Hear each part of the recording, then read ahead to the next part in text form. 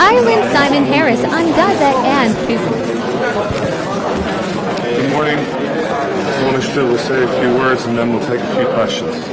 Hello there, delighted to be here at today's Foreign Affairs Council. I think it's a very important opportunity to take stock on the situation in Ukraine, and most particularly the need to prepare to implement and deliver a 19th package of sanctions. I think it should be possible to get that done this week between the meeting today and the European Council later in the week. It's clear that Putin only understands one language, and that is that we negotiate from a position of strength.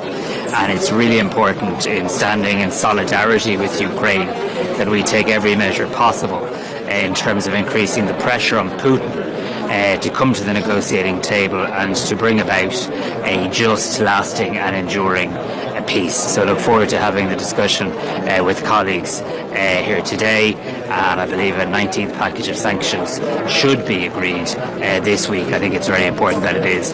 In relation to the Middle East, it's important that the ceasefire holds. It's extraordinarily important that everybody that's a party to that ceasefire exercises maximum restraint.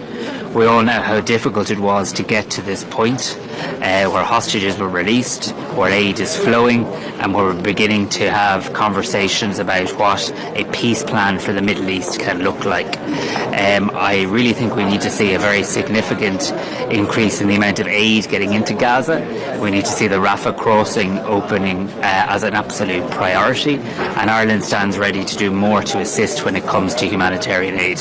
I think it'll be important today to have a discussion about what Europe can do in terms of being a constructive voice for peace, and it's really essential now that we get on to the next phase of the peace plan. Yes, it's really good to see a ceasefire. Yes, it's vital that it's maintained, but it's also vital now that we look at all the other points in that peace plan, including how you bring about a future for Gaza, a future for Palestine, and indeed ultimately can have two states living side by side in peace and security.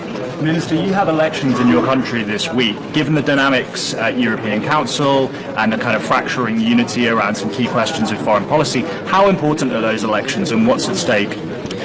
Well, I think it's really important when the people of Ireland go to the polling stations on Friday that we very much reaffirm our European values. Ireland is a country that is proudly at the heart of the European Union. Ireland is a country that will have the presidency of the Council of the European Union next year.